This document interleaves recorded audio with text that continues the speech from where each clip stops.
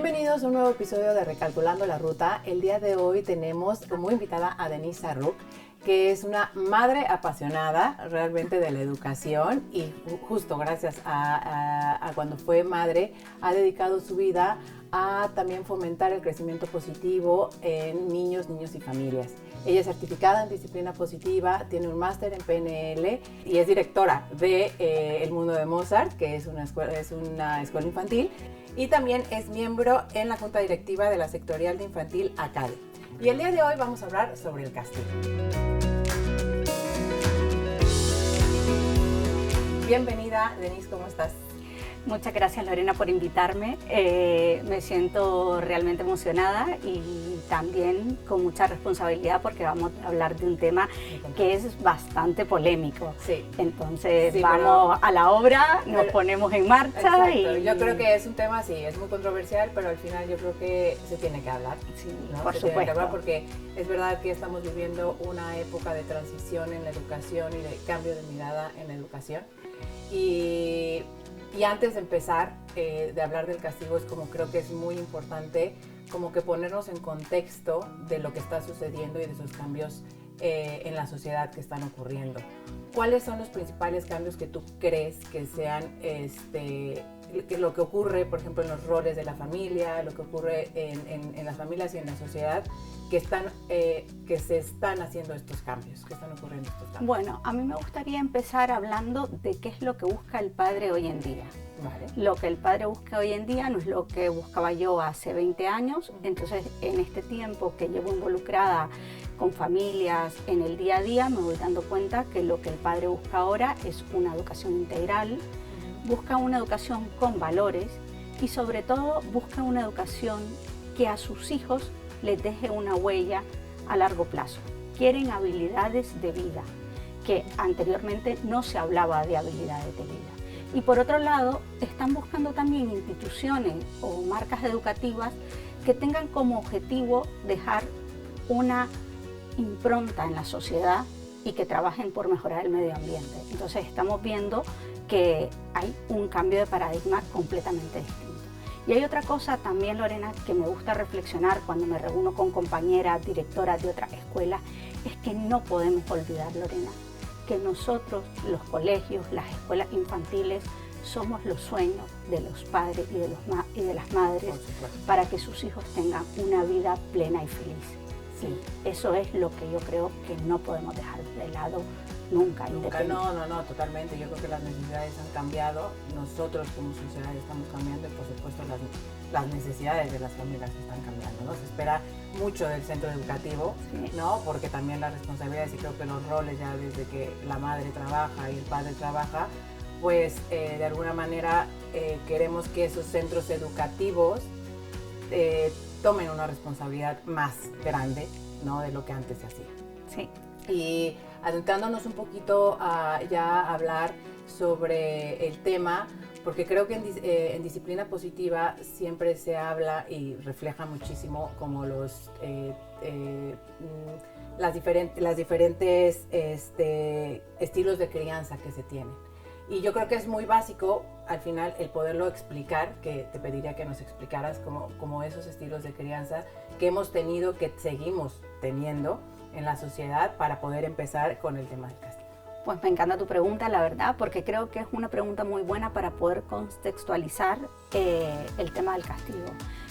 Si nos retomamos el pasado, nos ponemos alrededor de los años 60, 70, el estilo educativo más destacado era el autoritario. En este estilo, el padre siempre tenía la razón, ejercía el castigo como un método para que el niño obedeciera y por otro lado el niño no tenía voz ni se le podía ser escuchado. Después hemos ido evolucionando y los padres que recibieron el método autoritario han pasado al método permisivo. El método permisivo en este método es el método donde al niño se le permite hacer todo lo que el niño desea sin tomar en cuenta las necesidades del padre y las necesidades del sistema. Transitando en estos estilos, llegamos al estilo negligente, que es el estilo de todo vale, no hago nada, como estoy un poco en shock entre el autoritario, el permisivo y no sé qué hacer, me quedo un poco paralizado. Y de repente llegamos al estilo democrático, que es el estilo donde se basa la disciplina positiva, que es un estilo donde nos basamos en la amabilidad y la firmeza. ¿Qué es lo que pasa? Que muchas veces, como esta generación nueva que tú bien conoces, queremos cambiar de estilo y estamos en la búsqueda de estilo, en la transición, sí. Entonces nos pasa que pasamos de ser autoritario a ser permisivos en un minuto. Entonces esto lo que hace es confundir al niño.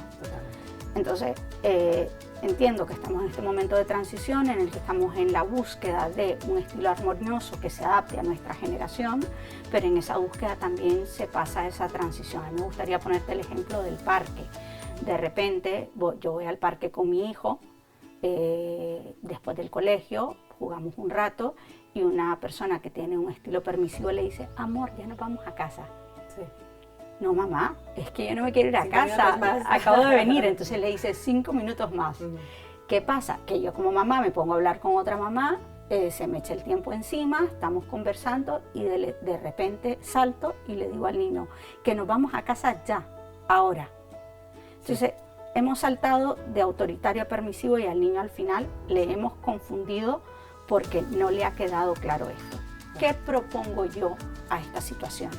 Porque es normal que nos pase eso. Somos madres, estamos madres y padres en busca de nuestra propia identidad, estamos aprendiendo los errores. Y que traemos patrones.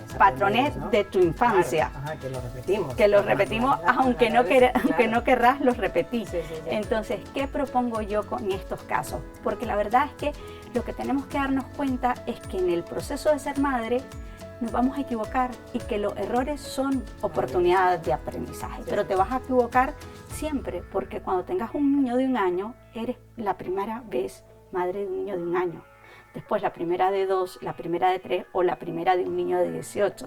Siempre vas a ejercer como madre por primera vez, en el caso de un hijo primogénito. Entonces yo un poco lo que digo es, antes de salir al parque, anticipémonos. Juan, vamos a ir al parque, vamos a estar un par de horas, una opción con un inicio y un fin, y después a la hora de decirle que nos vamos, decirle, Juan, ¿qué te parece si empezamos a recoger? ¿Empiezas tú a recoger el carrito o prefieres llevar la mochila? Sí, darle opciones y ya irle anticipando, ¿no? Sí. Que eso es como muy importante para que los niños sepan, ¿no? Lo que viene y lo que tienen que hacer. Que eso es como que hay veces que llegamos y nos vamos ya. Sí, porque nosotros tenemos un montón de responsabilidades y empieza en tu cabeza a pensar las responsabilidades y no te das cuenta que estás transitando de un estilo a otro. Entonces es mejor tener la calma que hacer esa ambigüedad de transitar en 2 estilos, que al final el que vas a perjudicar es el niño, porque al final no estás adquiriendo habilidades a largo plazo, porque él no sabe qué le ha pasado a mi mamá. De repente es bella y de repente tengo una mamá que es un ogro y yo aquí, ¿quién soy? Muy interesante, o sea, esta parte muy interesante, y justo hablando del tema de la crianza autoritaria, porque realmente venimos como de una crianza y realmente era la que utilizábamos y la que ha funcionado, ¿no? O sea, la que funcionaba. Pero yo, o sea, una pregunta que siempre he tenido, ¿no? ¿Es necesario llegar, el niño necesita el castigo para aprender? No, te voy a explicar un poco el tema del castigo, porque el castigo sí es efectivo a corto plazo. Eso sí te lo tengo que decir. El castigo es efectivo a corto plazo porque a corto plazo ese niño obedece y tú consigues tu objetivo. Pero tú como madre al final te sientes súper mal contigo misma porque has conseguido ese resultado humillando a tu hijo y teniendo una conducta que no es la que tú quieres tener con tu hijo. Entonces, ¿qué pasa?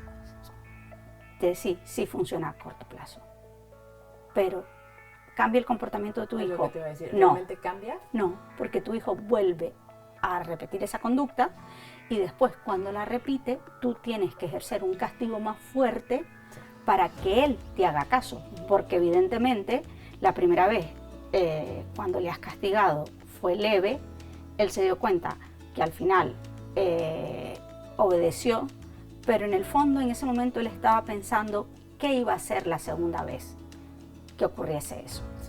Sí, o sea, no se elimina y La realmente conducta. a veces se refuerza, ¿no? Es porque, o realmente o sea, he conseguido lo que he querido, me han castigado, pero, y a veces, muchas veces, como padres, y con todo el amor que tenemos, o sea, yo soy madre también, y a veces que no cumplimos ni siquiera nosotros el castigo que le estamos dando porque no nos conviene, ¿no? A veces como que... Sí, no se sostiene en el tiempo. Y entonces, claro, castigamos a largo plazo, no vas a estar, ¿no? Hasta que te cases, castigado, la televisión, y son cosas que también son incoherencias que los niños también reciben como señales y que al final dicen, pues haga lo que haga, puedo conseguir lo que quiera, me van a castigar, pero posiblemente no se va a sostener este castigo, Sí. ¿no?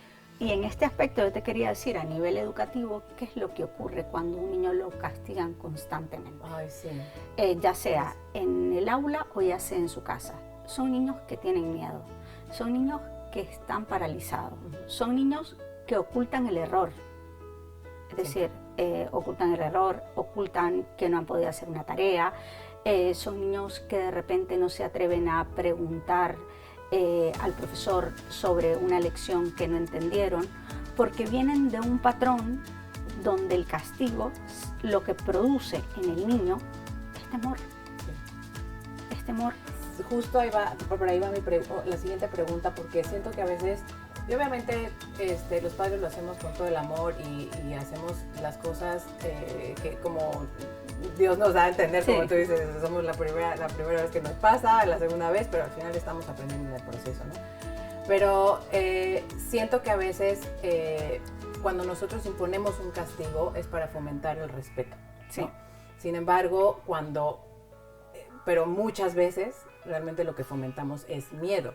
Sí. Entonces, ¿cuál crees que sea esa diferencia entre fomentar el castigo y el respeto? Digo, el miedo y el respeto. Perdón. Mira, el respeto, o vamos a empezar por el miedo. El miedo lo que te produce es temor, te paraliza, te hace tener la autoestima baja, te sientes inseguro y cada vez que vas a hablar, lo que estás pensando es qué consecuencia negativa va a tener esta intervención en la clase o dentro de mi familia. Sí. Mientras que el respeto te capacita, te hace sentir que eres capaz de hacer cosas. De alguna manera, cuando tú te sientes respetado, tienes la confianza de tener una comunicación abierta con tu familia. Porque sientes que tu madre o tu padre van a comprender tu punto de vista, aunque eso no significa que tú estés de acuerdo con lo que tu hijo te está diciendo. Simplemente es trabajar la escucha activa, trabajar la conexión y hace que ese chico o chica se sientan pertenecientes a esa familia, sí, o a ese grupo. Porque al final, cuando los niños crecen, se les pide que sean creativos, que sean solidarios, que disfruten mientras aprenden y que además tengan unos resultados académicos altos. Y la base la base de su infancia es una base llena de miedo. Claro, sí. Entonces, una persona llena de miedo no es autónoma, no es resolutiva, no tiene pensamiento propio y muchas veces se deja llevar por la opinión de los demás porque se crea una adicción y codependencia a lo que dice la persona que es la autoridad en el grupo, que en este caso puede ser la profesora o cuando son adolescentes puede ser el compañero que sea más líder y los puede llevar o a el un más camino popular. Que no es el correcto, ¿no? Porque está acostumbrado a obedecer. Está acostumbrado a obedecer y al final después los padres estamos con miedo, con el bullying, estamos con miedo de otras cosas y no nos damos cuenta que la base para que muchas cosas ocurran o la base para que nuestros hijos no tengan habilidades para toda su vida, la hemos sembrado en la etapa de 0 a 6 años. ¿Cómo podemos ayudarles a nuestros hijos a que aprendan a responsabilizarse de sus actos sin llegar al castigo? Obviamente la educación, y siempre yo refuerzo mucho, el camino no es fácil ni corto, no. Porque hay veces que los padres queremos una varita mágica de dime A, B y C y lo hago y desaparece. Es un camino largo, pero si no lo hacemos justo, como tú dices, en la primera etapa de su vida, para poder responsabilizarse, ¿cómo no lo van a aprender? Entonces, ¿cómo podemos, o algunos consejos que nos puedas ayudar a los padres para ayudar a empezar a que se responsabilicen de sus actos sin que nosotros lleguemos a ese castigo, pero que ellos sepan que no lo están haciendo, que ese comportamiento tal vez no fue el mejor o apropiado? A ver, este es un tema bastante, yo diría, complejo, porque muchas veces la gente entiende o cree que la disciplina positiva lo que dice es que se elimina el castigo y se le permite al niño hacer lo que le da la gana. No se trata de eso, no se trata de que el niño haga lo que se le da la gana. Aquí en la disciplina positiva no hablamos de castigo, hablamos de consecuencias lógicas. Sí. Todo comportamiento tiene una consecuencia. Entonces, lo importante es que tú a tu hijo le expliques las consecuencias de cada comportamiento. Eso se hace de manera sencilla, es decir, tomando en cuenta a tu hijo en todos los procesos que tienen que ver con su desarrollo, es decir, se puede hacer, imagínate, reuniones familiares, puedes establecer rutinas del día a día, donde tú generes unos pactos con ellos y en lugar de recriminarle y utilizar coletillas, le digas, Juan, ¿recuerda lo que acordamos? ¿Cuál fue nuestro pacto? Nuestro pacto, nuestro acuerdo. Y también importante en este paso, lo que digo yo, lo más importante es anticiparse. Un niño que sabe que si tiene este comportamiento va a tener una consecuencia, pero anteriormente sus padres le han dicho la consecuencia de esto. Por ejemplo, no sé, imagínate, te voy a poner un ejemplo personal. Mis hijos saben, hablas con ellos, que si suspenden una asignatura, la consecuencia de que suspenda va a ser X consecuencia. Pero eso no se lo dices cuando el niño ha suspendido. Es decir, cuando inicias el curso escolar, pones una determinada acuerdos familiares y les dices, mira, si suspendes, la consecuencia lógica de esto va a ser esto. Otra cosa es que tu hijo ha suspendido y haya estudiado un montón y no haya entendido la lección del profesor, y otra cosa es por falta de interés. Claro. Entonces yo creo que utilizar las consecuencias lógicas es lo que hace que los chicos al final entiendan el porqué y no entren en un bucle de revancha con los padres. Porque muchas veces cuando tú no sabes el porqué o por qué te están riñendo o por qué te están diciendo eso, lo que hace es entrar en revancha y rebeldía. O otros niños lo que hacen es entrar en sumisión. Totalmente. Y ¿sabes qué? Es que también ocurre también, y a mí me da mucha pena a estos niños, ¿no? que están eternamente castigados en casa y en el colegio. Porque creo que ahí se forma un círculo que no le están ayudando ni en el colegio ni en la casa, ¿no? Porque hace algo en el colegio, lo castigan, le hablan por teléfono a la madre y le dicen, ha hecho esto, y lo castigan. Entonces el niño se la pasa castigado, ¿no? Con respecto a esto, ¿tú crees? Porque el eterno castigo, como tú dices, puede ser o rebeldía o sumisión, ¿no? Pero sí puede formar etiquetas para su futuro, o sea, le puede, este tipo de, o sea, el castigo tan recurrente podría marcar su futuro en un futuro. Sí. Yo estoy convencida que sí, porque al final termina atacando la autoconfianza que él tiene. Claro. Su autoconfianza y cómo se ve a sí mismo. Porque al final los niños se ven a través de los ojos de los padres, de los profesores y de su grupo. Imagínate en el caso de una etiqueta. Te voy a poner un ejemplo. Una etiqueta que cuando te la diga aparentemente parece una etiqueta buena. Esta niña es buena y obediente. Entonces, esta niña que es buena y obediente, que la han etiquetado con algo positivo, ¿qué es lo que piensa en ese momento? Voy a ser complaciente, porque así me quieren. Voy a ser perfeccionista, porque de esta manera voy a seguir teniendo alabanzas constantemente y voy a ser el centro de atención. Y por último, ¿qué pasa? No voy a alzar mi voz cuando hay una injusticia porque quiero cumplir con lo que la sociedad o mi entorno espera de mí. Imagínate, si eso es para una persona joven, si eso es una etiqueta positiva y causa este impacto en esta persona, no me quiero imaginar una etiqueta negativa, claro, que eres perezoso, nunca haces los deberes, eres desordenado. No, y cogen el rol, ¿no? Y cogen el rol porque al final se apoderan de esa situación, porque al final todo es un sistema, Lorena. Todo es un sistema y tú quieres pertenecer. Entonces, si en ese sistema de la clase ya están los roles cubiertos, tú vas a coger el rol que esté libre, y si el rol es el del travieso, lo vas a coger porque quieres pertenecer a ese sistema y quieres que te vean y quieres ser querido, y da igual desde qué punto de vista.